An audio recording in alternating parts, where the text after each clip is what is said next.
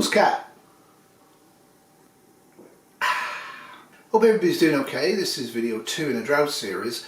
I just want to actually go back to talk to the Unapologetic Prepper and Mosaicmaster 1 because I want to go further deep diving into their systems. During the course of the production of video 1, Martha from Old School Prepping actually did a 15-minute video showing her water system that she has for drought protection in her home. And it's such a great video, and I want to talk a lot about what she shows in that video, that it will be video 3. During video 3, I'm hoping to show what I have left here and talk about what I actually would normally have here. Bear in mind we're moving in 2 months and a lot of stuff's been packed away. But if we run out of time with that, there may even be a 4th video. Anyway, settle back, grab a vegan snack and a coffee, and think about water. Hello, this is Louis, and today I will be showing how my rain harvesting system works. Everything down to the 10,000 gallon water storage. So let's get started. So that's a huge system, and it's an impressive system. It's a system that's out of my range and it's probably out of your range. But let's have a think for a minute. Is 10,000 gallons of water adequate? If you have no inputs of water at all, it doesn't rain, there is no streams, you cannot buy any, you cannot take anything out of the ground. 10,000 gallons is approximately 200 days drinking water and use water for one person. So that would, in my opinion, be inadequate, because in a long-term SHTF you actually have to consider how you are going to hydrate your crops. Because if you don't have crops, eventually your stores of food will run out and you will die of hunger. Water is not just a prep for us, but a prep for the plants and the animals, if you require them, that you are going to use to make yourself sustainable in a long-term SHTF. That is why I think a lot of preppers haven't approached this topic from the right angle. 10,000 gallons for the average American use of 361 gallons a day is about just under 28 gallons of water. Of course, I hope that we would ration our water in a situation of zero water input or very, very low water input into our buildings. If you get down to the average water use in a place like Mali, that's 3 gallons a day. Your 10,000 gallons is now an impressive amount of water. You could actually survive with 10,000 gallons if you only drink and don't wash and hardly poop and hardly clean with water and don't use it for any real cooking apart from tiny amounts. If you live like somebody in Mali, that 10,000 gallons is going to last you nearly 10,000 years. Okay, just a little bit more on Mosaicmaster 1 Louis in Puerto Rico's system, because it's a fascinating system. I installed hurricane-proof aluminum gutter. That gutter is about 1 8-inch thick aluminum. It has welded caps. Then it comes down to the rain head. This is a advanced rain harvesting head. The 2,200 gallons that I have on this side, everybody's tanks were empty and there was no way to fill them up. So tanks on the roof. The 2 small tanks on the roof now are fed by these tanks downstairs. Okay, those 2 tanks right there. So the reason I set that up that way is because during Hurricane Maria, a lot of people lost their roof tanks, because during Irma, because we got hit by Irma first, people used up their water. There was no water, and then when Maria came, everybody's tanks were empty and there was no way to fill them up. So with this system here, it keeps the 2 tanks on the roof completely full.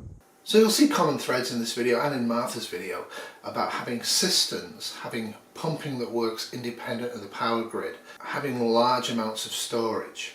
But how are we going to hydrate our crops? And that's why Martha's video will be separate, because it specifically deals with drought, and I think it's a really important topic going forward in time. The first principle has to be to have adequate water for your own drinking needs, and then the second principle should be have adequate water for your own sanitation needs. And both of those things can be reduced, rationed, thought about, and again we will see that in video 3 in a lot more detail. But that's part of it. You have to actually reduce the amount of water you're dependent on to try to get sustainable with water. You then have to collect water from the ground, from above ground, from the sky. You have to figure out where the water inputs are coming in, whether they're clean, whether they're dirty, how much treatment you need to do, how you can actually move them from A to B, because if you use buckets and carry them, you can get very, very tired and burn a lot of calories, and that's probably not going to work in the long haul. If you're a carnivore or partly carnivore, and you intend to eat and raise meat, rabbits, chickens, pigs, cows, people, and grid down to feed yourself meat because meat is important to you and you think it's okay to eat it, I don't. How are you going to water those animals is a very key question. Animals take a lot of water and they really do need clean water, and they can't really spend much time not having it. So water use for the animals is going to make the whole problem a lot worse. Even if you are just looking at crops without animal use, it's a huge amount of water you're going to need, in the hundreds of thousands of gallons a season range. Again, figuring out which crops you're going to plant, where you're going to crop them, how you're going to water them, how you're going to shade them, cover them, and trap water in the ground is absolutely fundamental. So yes, screening, filtering the water is absolutely important, removing any solid debris, getting anything out of it like aluminium or arsenic. A Berkey system for drinking works just fine for that if you have adequate filters. The white filters only last a year and a half. They do the heavy metals. Black filters take out bacteria and viruses for about 10 years. I can't stress enough, you need to have a Berkey. It's the only thing guaranteed to give you free, safe drinking water for 10 years. You really need a Berkey. I use one all the time in the house and you'll see that. But the problem with it is if petrochemicals get into the water source, that's not going to work. Petrochemicals is the biggest threat to a prepper from the water source in grid down. The biggest threat to most people in grid down is actually going to be dysentery. It's going to be bacteria, E. coli. That's going to be the biggest threat to a non-prepared person in grid down. Other people swear by pool shock, other people swear by a whole bunch of things.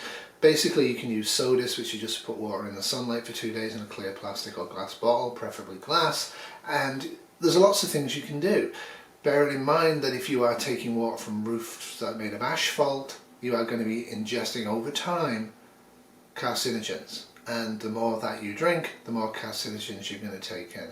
Bear in mind if you live near a sea area with salt water, you have to focus very much on desalination. That's going to be a critical component of your system. But whatever system you have more than one idea for the system, and have definitely 2 to 3, I would say minimum 3 methods of filtering any water you have that you can do sustainably and long term. And pool shock isn't long term, though it's so cheap at the moment you probably can make it your lifetime if you buy enough of it. You need to be able to treat that water to make it safe to drink. You need to have enough adequate water to drink and for basic hydration and basic sanitation. And most preppers have that covered for a year or so or more. Easy done, easy to be done. When you think about hydrating your crops to eat them sustainably long term, year in, year out in a condition of drought, that becomes a huge, massive increase in this problem. This right here is Imperial Berkey. This is one of the Berkey filters that I use to purify my rainwater. Okay, so I use the water as is. So like I said, a Berkey system, I've been using one, but I don't know for how long. There was a bit of a competition recently online. We have been here since 2014. We've used the Berkey since before the year 2000, but I'm not quite sure when in the 90s we bought it. We bought it because we were on a well, and the well wasn't very good water, and we didn't like the taste of it, and it was pretty gunky. A lot of agriculture around us, a lot of the farmers there who were old had cancer. We were very unhappy. So we got the Berkey, and it treated our treated well water and made it taste great. What we later did, we actually then trucked in buckets of tap water from Toronto and ran that through the Berkey for cooking and drinking. We were that concerned about industrial pesticides that may be in the water. Even though the Berkey was probably removing most of them, we didn't want any of them. And a lot of people will say to me, well, the Berkey's too expensive. And it is. It's a huge amount of money. One of the things you'll see online is using plastic buckets to make containers for the Berkey system. Forget that. The stainless steel system lasts forever. It's easy to clean and it doesn't rust. get that, because it's actually not that much more. The cost of the Berkey, the filters, but when you bear in mind that you're going to have to plunk down maybe $550 to set up a basic system, that's a big shock to people. But if you're drinking bottled water, how much per year are you spending on bottled water, which is not very good water, and it's also got plastic contaminants in it? Get a Berkey.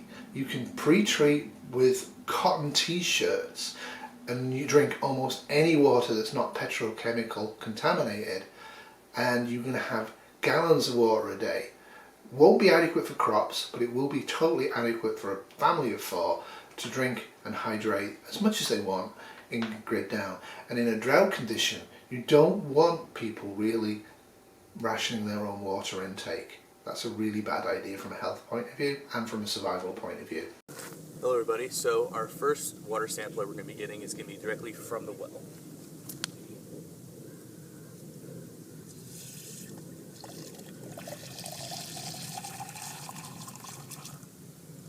So the well water is already filtered because it's a well system.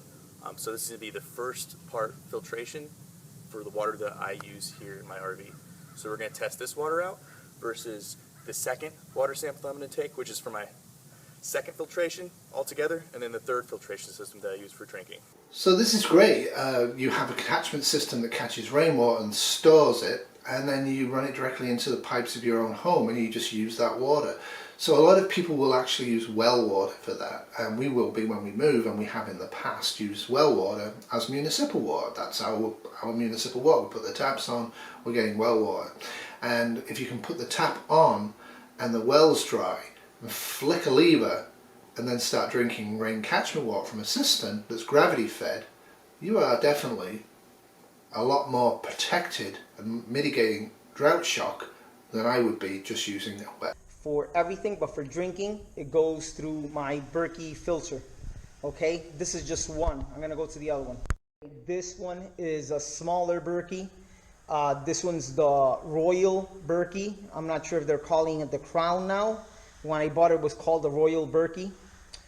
This one is bigger than the big Berkey.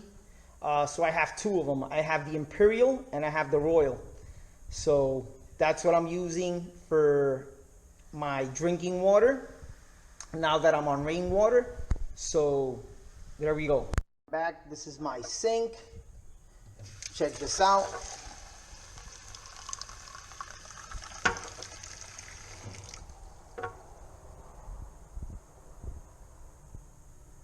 Look how nice and clear this water is.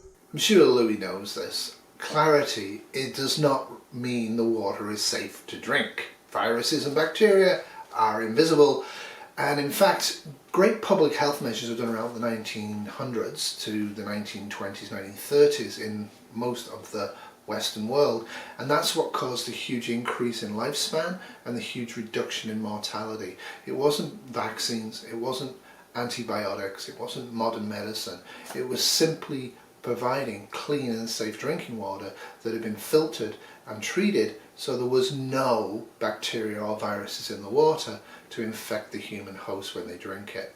Totally don't use Clarity.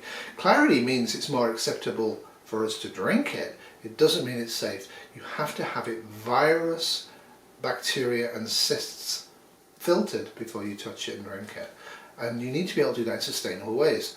The obvious, to me, sustainable way to do that in grid down is absolutely have a Berkey system.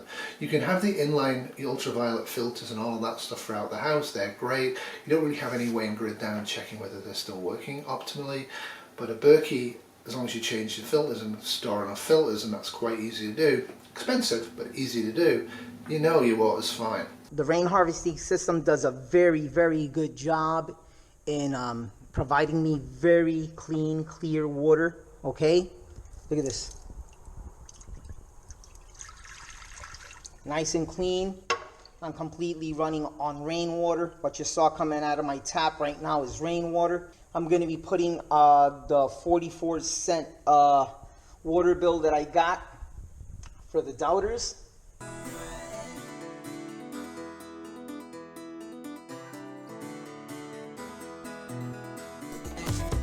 So this is a critical point. Like the install, like Louis does all his own labour, but the install is going to cost you a lot of money, like it is, no doubt about it. But you know, if you're taking prepping seriously in an area of drought, you might want to think now is the time for the next year or two to actually get these systems up and running and ready in case human-caused climate change is real, which it is, and things get a lot worse. Worst case scenario, if there's a nuclear war, if there's whatever events going on, or a society economic collapse or invasion, if you've got these systems in place, you're going to be able to drink, you're even going to be able to flush the toilet and have showers and baths in your house. That's the system we've aimed for and we should be occupying in the next couple of months. You can take different levels of this.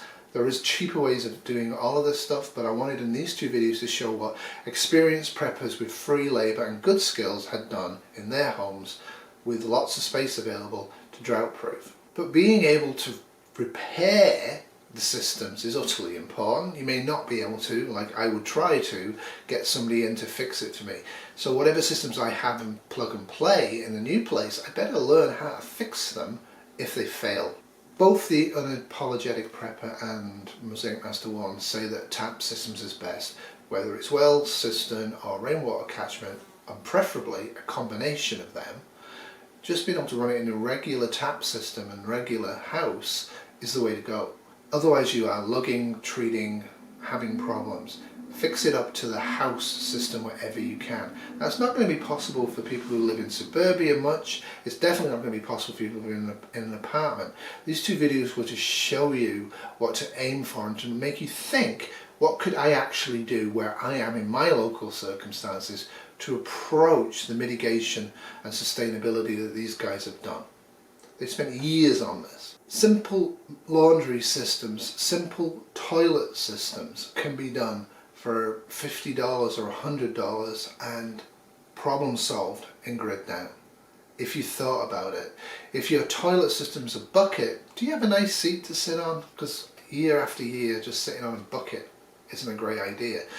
Are you dependent on kitty litter? Are you dependent on sawdust? What are you putting into that bucket to get the smells down? Are you separating the liquids and the solids? Where are you going to dispose of it? All of those things you should have thought about in advance and have a plan for, and aim for low calorie expenditure to move this material around. And if possible, human composting is an absolute vital thing. The height of this, if you look at it, the height of this goes right above my knee, so it's a perfect height for me to urinate in. And if you need to increase the height of the funnel, I mean, you can do so. That's an easy fix.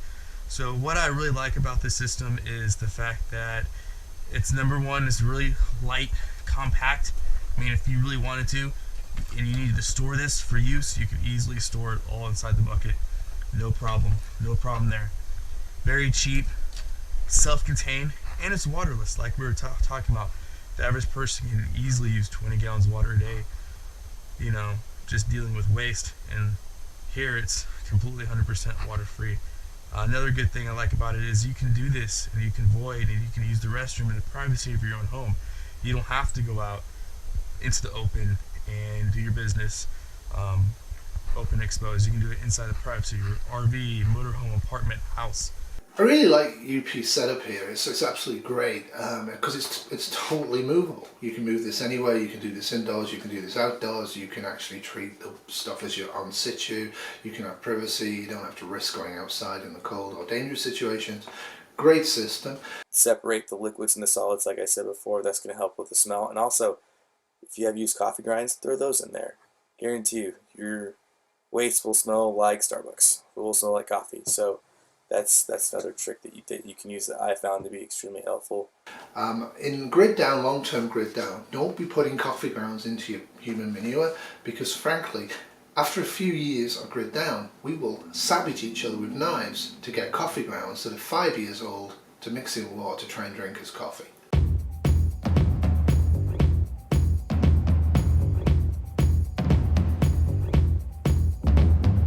Consider sawdust. If you have a manual labour system where you can actually treat and process wood and chip wood, that's actually something you might want to be thinking about if you have a lot of forest around you is actually being able to chip your own wood without using gasoline and grid down. And if you can do a system like that, and I haven't got one yet, I'm working on it, it actually would mean you'd have a ton of sawdust, so you could use sawdust in this, which would be a great thing to use. But if you don't have sawdust, use leaves, use soil, use sand. Whatever you have locally that you can carry and use without carrying it huge distances and using a lot of calories to do it, think about that now. Because in the here and now, a lot of preppers will show kitty litter and say, use kitty litter on the toilet bucket. Yeah, okay, kitty litter is clay and it's going to run out, okay? And it's you've set it up to be limited time use. Whatever you set up, make it so it can last 10 to 20 years. Think about it. Think about that time scale. If you can do that time scale without spending a vast quantity of money, you're prepped. You're prepped for any type of event, whether it's a 3-day power outage or a 30-day drought or whatever. You're prepped for it. It's important to prep long term for short-term emergencies. A short-term prep will not last long term.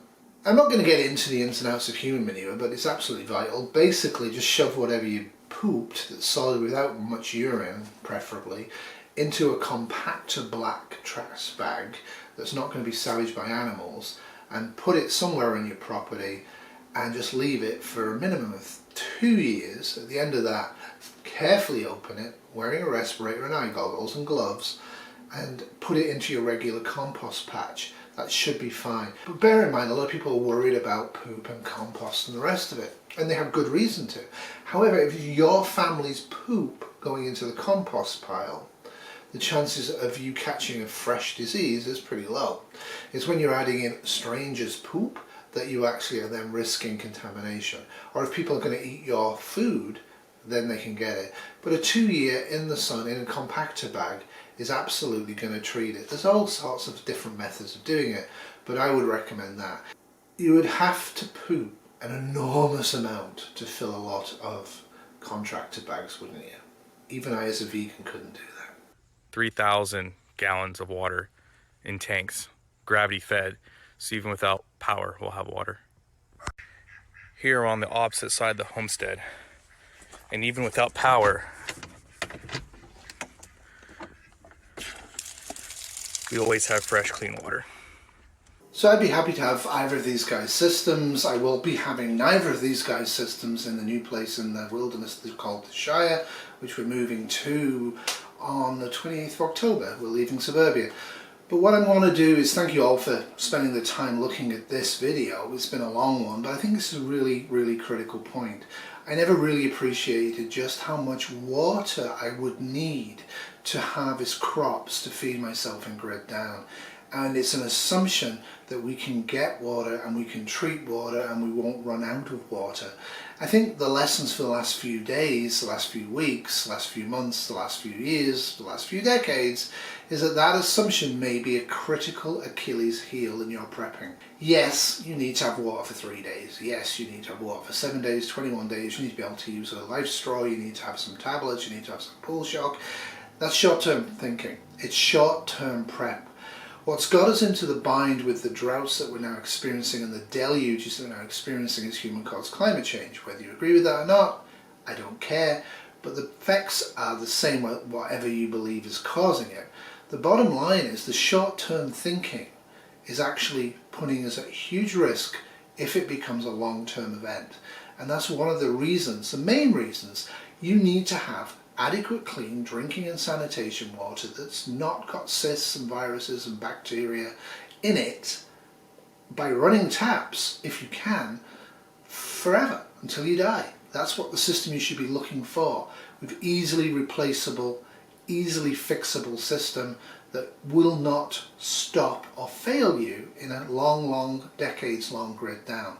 You can do that for not a huge amount of money. A lot of people who are now currently moving into rural and semi-rural areas need to strongly think about that. Having a well means the well can go dry, the well can be contaminated, the well can break, the well can lose power sources. Think about that really seriously. We don't really consider the taps running dry until they run dry. And when they run dry, it's going to be far too late to do anything about it. And if you consider the fact that you might need to feed yourself in a long-term event, you're going to need a lot of water that's as clean as possible to make sure that your crops grow. And if you want to do animal husbandry and in a permaculture environment, that's something you should absolutely be thinking about, whether you're a vegan like me or not, is the fact that water is going to be the stop everything. You can starve for a while, you can eat tree bark, you can do a whole bunch of things in Grid Down that are unpleasant but work temporarily or long term. What you can't do is stop drinking water that's clean for any period of time. That absolutely will drop your survival chances down to 0 in hours to days. Think about it. Think about what's going on in the news. Think about how the news is presenting itself to you. I'm trying to do that with some of the other drought news series I'm doing. What I will be doing between this video and the old school prepper video, which is awesome, I'm going to pretty much use all of it, Martha, and interject a lot, is I want you to understand what happens for a specific event in a long-term drought. And I'm going to use the people of Lytton in British Columbia, a now burned out village that achieved notoriety for being the hottest place in Canada ever. 3 days in a row it smashed records, and on the 4th day it probably smashed the record, but we don't know because the place burned down. It's an absolute eye-opening video that I'm making. It uses the people of Lytton's who have survived viewpoints. It absolutely made me go, whoa, I've been approaching wildfires from the utter wrong angle. I never assumed I would only have at most 10 minutes notice that everything's fine, and 10 minutes later I had to leave my house or burn to death. Never considered that. I always figured I would be able to know, track and understand where the fires are coming from and have at least half a day to probably 2 or 3 days to prep up for a wildfire. You can no longer say that in 2021. Doodles! And until it's their time to go, I'm going to treat them with as much respect, honor, and love as I possibly can. I will raise them sustainably, and I will take complete ownership of each and every animal under my care. That of course was the obligatory vegan message hidden inside the video. Thank you, UP, who's not a vegan.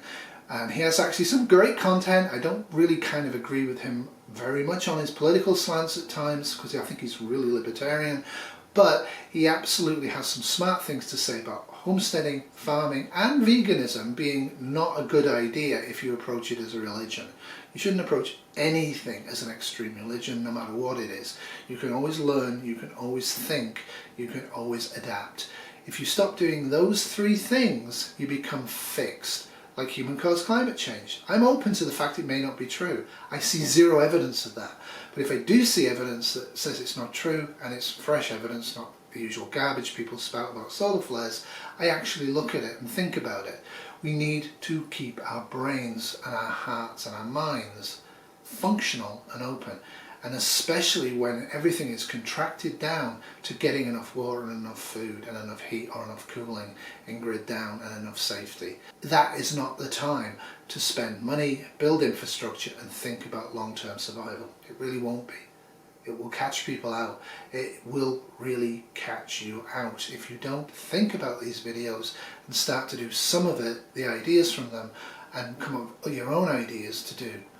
I really do encourage videos to VR to this video series. I think it's awesome that Louis Mosaicmaster, one in Puerto Rico, and the Unapologetic Prepper somewhere in the frontier land of America, and Martha Old School Prepper actually took the time and actually have encouraged me to do this series of dialogue videos. Long, boring for some people because, you know, after 30 seconds they need to be entertained. Don't watch my videos if you want to be entertained. I'll try to entertain you, but I'm not an entertainer, nor am I a paid actor, nor am I trying to grow the channel to make millions and millions of dollars and have tons of subs. I'm doing this because I need to learn what these guys are trying to teach me. And by doing this sort of a thing, it helps me learn. I hope it helped you learn. If there's anything you disagree with in the video, please feel free to give me a comment below. If you'd like to subscribe to me and get these long videos, feel free, and it's always appreciated. And whatever you do, stay cool, stay relaxed, and have a great day. Toodles. This has been a 2021 Wolfie Terrier production in the sun.